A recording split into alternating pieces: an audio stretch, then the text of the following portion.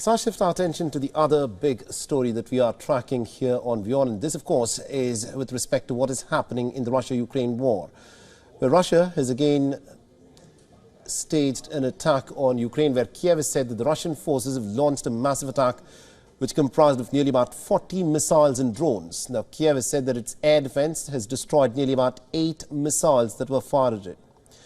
Ukraine says that the missiles were launched across 5 regions of the war-torn nation. Amongst the missiles that were fired by Russia were the likes of the hypersonic air-launched ballistic Kinzhal missile. As the country suffers from relentless Russian attacks, air raid sirens were heard across the Ukrainian capital, and residents in Kiev took shelter in the subway stations. The people settled on mats and sleeping bags on subway station floors.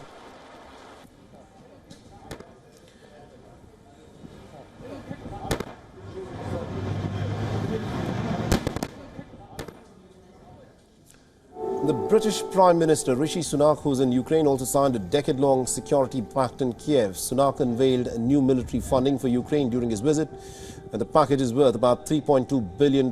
This is the largest amount of funding that Britain has provided to the war-torn nation. The two leaders also signed the bilateral security agreement for the next 10 years. It will remain in effect until Ukraine acquires its hoped-for NATO membership.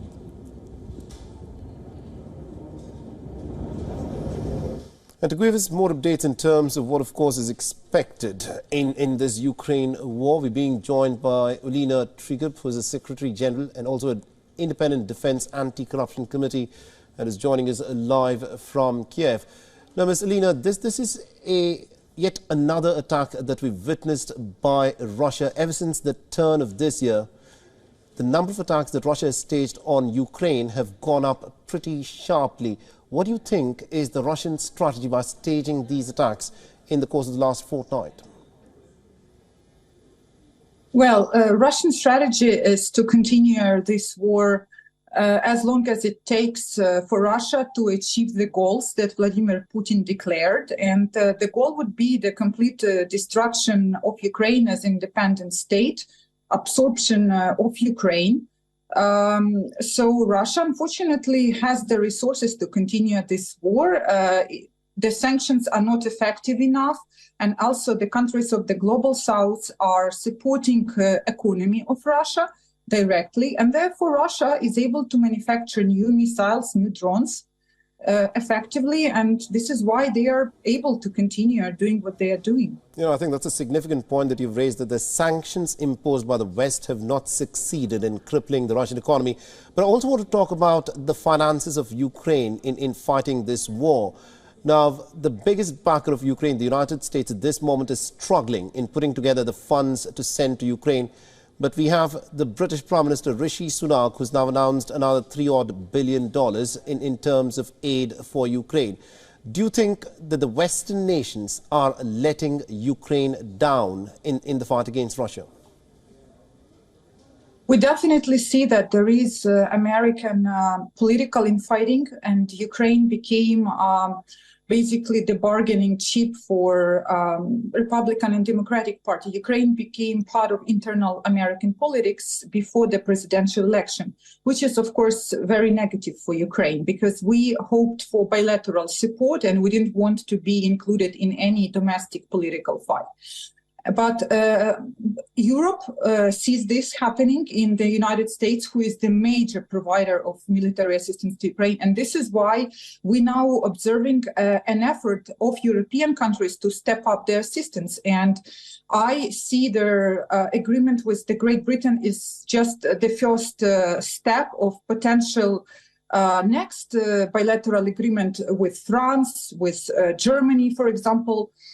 Because Europe understands that they have to help defend Ukraine if US is in this political crisis.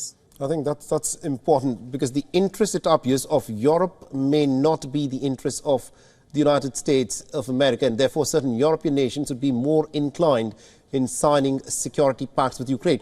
What is interesting is this decade-long security pact that Rishi Sunak, the Prime Minister of Britain, has signed with the Ukrainians. Do you think Europe at this moment is more inclined to get Ukraine on board in the NATO military alliance than the United States?